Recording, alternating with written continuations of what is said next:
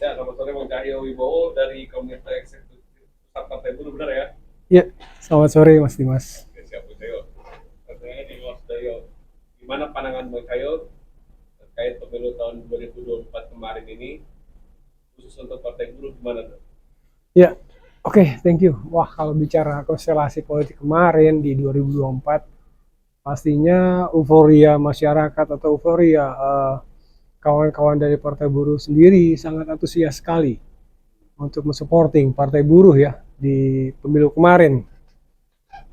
Hampir seluruh esko atau aktivis di Partai Buruh bergerak, Ya, mulai dari tingkat kabupaten kota sampai dengan provinsi dan tingkat pusat. Mereka semua apa kawan-kawan juga semuanya melakukan pergerakan sampai dengan membuat pawai keliling, sasatu dan sasapa segala macamnya itu buat saya pribadi sebenarnya itu sudah cukup mengena ya program-program sasapa, sasatu itu termasuk konvoi keliling.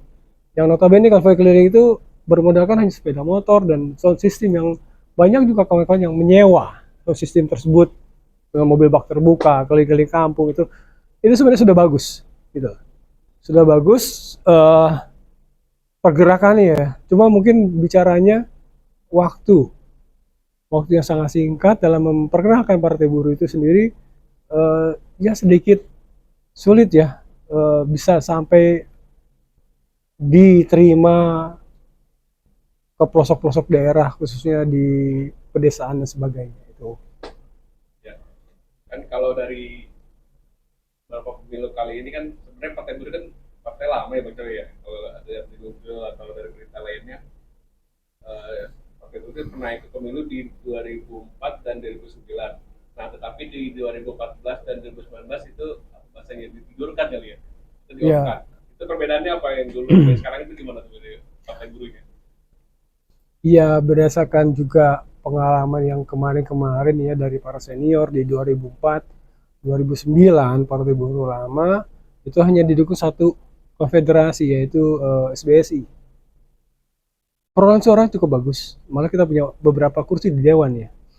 Tempat tidur panjang sampai dengan 2024 kemarin ya kita baru bisa ikut bergabung lagi dan alhamdulillah semuanya proses tersebut berjalan lancar ya, mulai dari verifikasi administrasi, verifikasi faktual dan sebagainya semua terlampaui dan kita lolos sebagai partai peserta pemilu.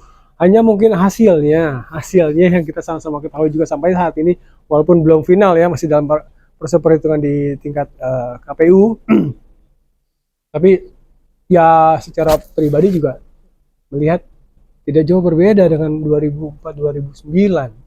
Ulang ya. Apalagi mengulang dengan mengulang apa ya hasilnya harusnya saat ini dengan begitu banyaknya inisiator serikat yang bergabung di dalam harusnya bisa 10 kali lipat, 13 kali lipat malah. 11 kali lipat nih kan. Minimal 11 kali lipat. Dari ini ya 0,56 jadi sekarang hanya 0,65. Dibalik gitu. Jadi hanya dibalik, padahal harusnya perjuangan kita yang sudah kita lakukan jauh-jauh hari ini sudah bisa maksimal ya, tapi nggak tahu kenapa hasilnya itu tidak jauh berbeda dengan beberapa periode yang lalu.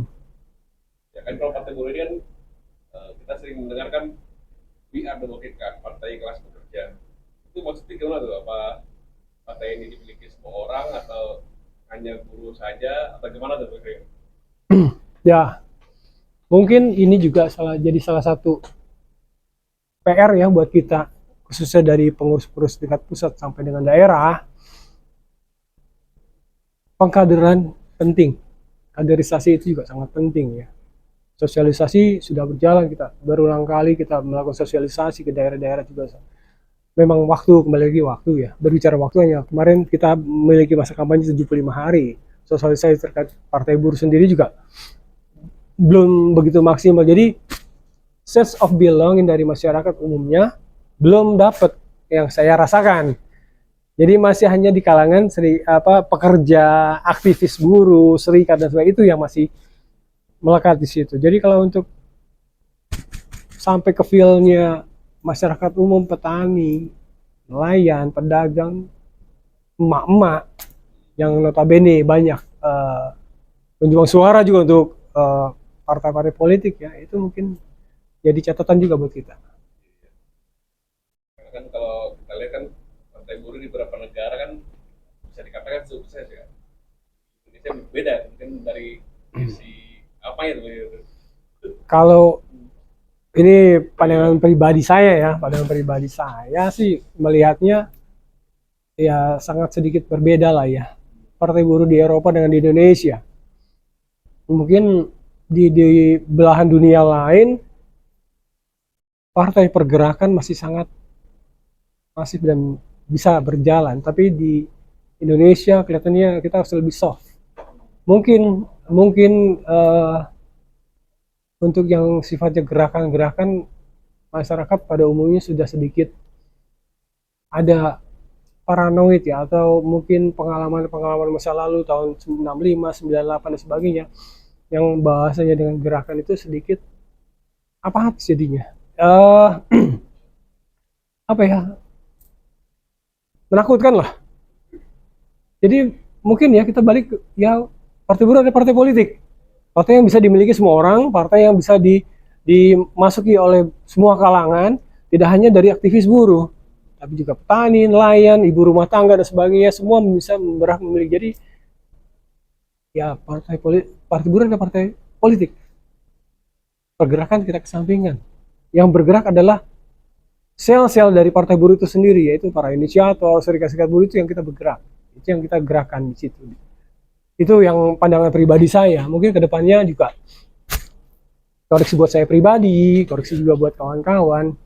Kita harus lebih bisa humanis, kita harus lebih bisa mengambil hati masyarakat pada umumnya di situ.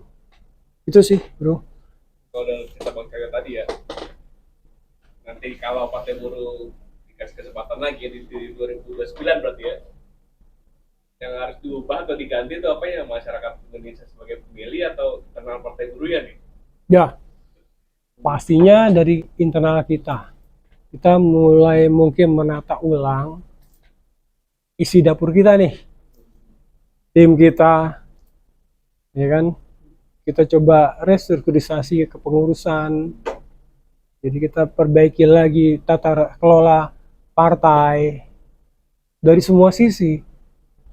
Mulai dari sumber daya manusianya, manajerialnya, sampai tingkat mungkin ya kita nggak tahu source of capital. Kita juga butuh modal untuk pergerakan. Dari 2029 ini pasti akan lebih rumit, akan lebih complicated, akan lebih tersistem. Maksudnya teknologi ke depan pasti akan lebih canggih, akan digunakan. Kita kemarin dengan bicaranya Fermi Verpak yang secara manual aja kita sudah bisa lalui dengan proses yang panjang, yang kerja keras kawan-kawan pengurus-pengurus ESKO dan semuanya ya. Pastinya itu juga kita tidak boleh pungkiri. Berjibaku pagi siang malam 24 jam itu. Tapi tantangan kita di 2029 besok jauh lebih berat dibanding yang sekarang. Jadi benar-benar kita harus memanage, mungkin butuh waktu 1 tahun, 1,5 tahun ke depan ini kita mengurusi internal dulu. Itu sumbang saran saya ya, mengurusi internal partai buruh, kita perbaiki struktur, perbaiki sistem, manajerial dan sebagainya, baru kita berbicara kepada eksternal di sisa tahun berikutnya. Karena kita sudah siap dengan struktur yang ada di seluruh daerah sampai dengan tingkat kecamatan. Begitu. Berarti terkait yang pertama kayak lu tadi jawab cuma kayak terkait pemilih kita kan. Pemilih kita kan bukan masalah tabu lagi lah ya, politik uang gitu kan. Ya. Mungkin dia menyesal kan sekarang mungkin ya. Karena harga beras naik gitu, gimana Bang? Kalau bicara pemilih ya, kalau yang pertama kalau terkait serangan fajar, amplop, dan itu kan sebenarnya sudah berlangsung beberapa periode ya, jadi bukan hal yang baru. Sebenarnya nggak jadi, itu jangan jadikan apa ya, kita menyalahkan serangan fajar, kita menyalahkan amplop, tapi kita harus berbalik ke kita sendiri, gitu. Apa yang sudah kita jalankan, apa yang sudah bisa kita siapkan atau berikan kemarin, begitu kan? Ya, jadi jangan menyalahkan karena ada serangan fajar, jangan, tapi kita sendiri di internal partai buruh yang harus kita perbaiki di sini. Apakah nanti dari cara sosialisasinya yang lebih masif, pengkaderannya yang kita lebih optimalkan, apa informasinya yang kita juga lebih masifkan lagi dan sebagainya. Jadi banyak faktor. Jadi kalau serangan fajar sebagainya itu kembali lagi ke pemilu ke pemilu. Mungkin pemilu depan juga sama, dan mungkin juga akan lebih parah ya dibanding yang sekarang ini. Tapi saya rasa pemilih-pemilih yang muda yang sekarang nanti akan beranjak di 2009 juga akan lebih, ya lebih apa ya, lebih wise juga lah melihat gitu pemilu ke depan ya. Sebenarnya cara kemarin kita beberapa kawan-kawan yang maju juga kan juga mencontohkan kepada generasi muda kalau ternyata ya politik uang masih ada dan masih jalan. Nah, itu sangat, ya akhirnya juga kan ya masyarakat kita harus lebih cerdas lah intinya ya. Periode ke periode uang 100, 200, 300 ribu menyesal 5 tahun kan gitu. Sekarang kalau bilang sudah harganya baru komplain, baru mengeluh. Kemarin mau kita bantu untuk perubahan, mengiyakan di depan tapi di belakang ya tetap menerima yang namanya amplop-amplop tersebut. Jadi ya kalau mau berubah, ayo berubahlah. Cuma kembali lagi, kita tidak boleh menyalahkan masyarakat, kita tidak boleh juga menyalahkan fenomena yang ada ya terkait dengan pemilu kemarin. Tapi kembali lagi kita harus introspeksi di internal kita. Kalau memang kemarinnya sudah bagus, kita perbaiki, kita buat tambah bagus. Pasal 1 itu sudah bagus. Profile keliling juga sudah bagus, cara kita berinteraksi dengan masyarakat. Intinya kita perbaiki di struktur. Kita perbaiki di pengkaderan, kaderisasi. Jadi nggak cuma teori.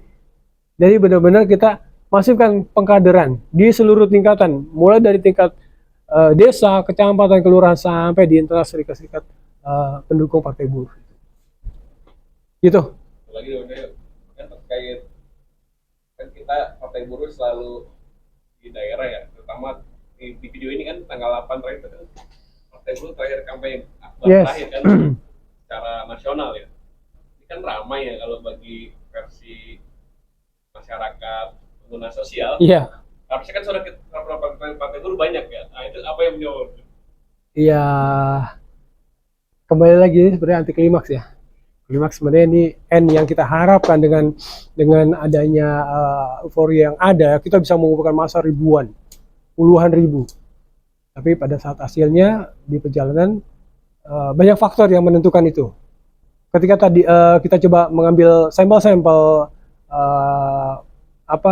terkait review di lapangan, banyak juga buruh-buruh itu ternyata tidak pulang kampung, mencoblos di wilayahnya atau sesuai dengan domisilinya. Itu juga merupakan suara-suara kita yang mungkin bisa terhilang. Kalau faktor X tadi yang seperti amplop tadi atau serangan fajar itu kan sebenarnya faktor normatif yang memang sudah terjadi ya. Cuma kita berharap dari suara-suara pemburu nelayan ini yang memang kita bisa pegang. Tapi mungkin banyak ya tadi salah faktor X-nya juga, yang kedua juga faktor buruh tidak bisa mencoblos, akhirnya mereka lebih memilih tetap berdiam diri di rumah atau akhirnya golput, tidak mencoblos apapun. Suara buruh ya saya yakin di situ prosentasenya juga bisa membelah hasil dari Partai Buruh sendiri mendapatkan perolehan suara. Ya kan? Buruh pilih Partai Buruh yang memang kita harapkan juga masif bisa jalan, tapi juga ternyata tidak bisa efektif karena masih banyak dibelah-belah di kalangan internal buruh sendiri. Sisi 1, 2, 3 dan sebagainya. Ya mudah-mudahan ke depan lebih sadarlah buruh saat ini ya. Kalau yang kita berjuangnya kemarin terkait Omnibus Law, ya harusnya kawan-kawan buruh itu mendukung ya. Paham sekali kalau mereka bisa menderita ya seterusnya ya. Dengan sebelum dicabutnya Omnibus Law. Tapi kan ya kita juga tidak bisa menyalahkan juga kawan teman-teman buruh, pekerja maupun yang lainnya. Kuncinya adalah tata kelola. Kita perbaiki tata kelola kita di internal. Itu aja. Tata kelola kita secara administratif, secara struktur dan sebagainya kita perbaiki sama-sama. 1 tahun, 1,5 tahun internal. Selebihnya kita bergerak ke eksternal, termasuk sosialisasi dan sebagainya. Insya Allah cukup waktu lah untuk kita berperang di 2029. Saya yakin dan harusnya kawan-kawan juga tetap semangat membela Partai Buruh ke depan ini, mudah-mudahan bisa jaya di 2029. Ya, semoga harapan-harapan kita yang memang khususnya saya pribadi, saya masih berkeyakinan Partai Buruh masih bisa memperoleh kursi, memperoleh suara ke depannya. Kita perbaiki semua sama-sama, kita dukung kembali Partai Buruh, kita satukan kembali Partai Buruh, kita eratkan lagi silaturahim, tidak terkotak-kotak, tidak terbagi warna-warna, tapi kita warnanya satu, tetap orange. Insya Allah Partai Buruh menang, menang, menang. Terima kasih.